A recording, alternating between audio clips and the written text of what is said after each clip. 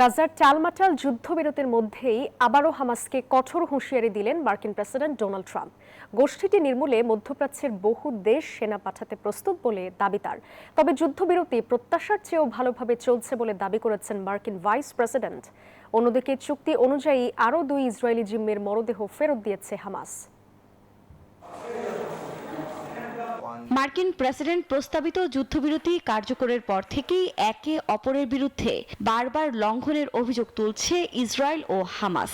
জিম্মিদের মরদেহ ফেরত দেয়া, মানবিক সহায়তা পৌঁছানো এবং সীমান্ত উন্মুক্ত করার গতি নিয়ে সহিংসতা ও উত্তেজনা অব্যাহত রয়েছে। এ পরিস্থিতিতে আবারও হামাসকে কঠোর হুঁশিয়ারি দিলেন ডোনাল্ড ট্রাম্প।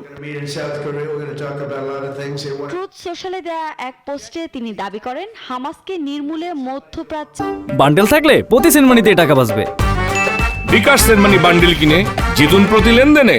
বহু দেশ সেনা পাঠাতে প্রস্তুত।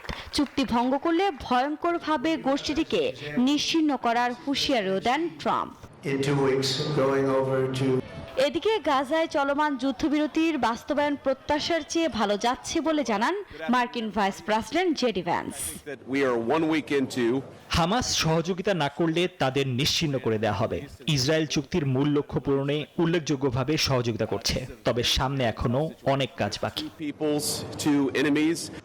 এদিকে চুক্তি অনুযায়ী আরও 2 জিম্মির মরদেহ ইসরায়েলের কাছে হস্তান্তর করেছে হামাস। গণমাধ্যমের তথ্য মতে মোট 28 জনের মরদেহ ফেরতের কথা থাকলেও এখন পর্যন্ত 15 বন্দীর মরদেহ ফেরত দিয়েছে গোষ্ঠীটি। আফরিন মৌ, নিউজ 24।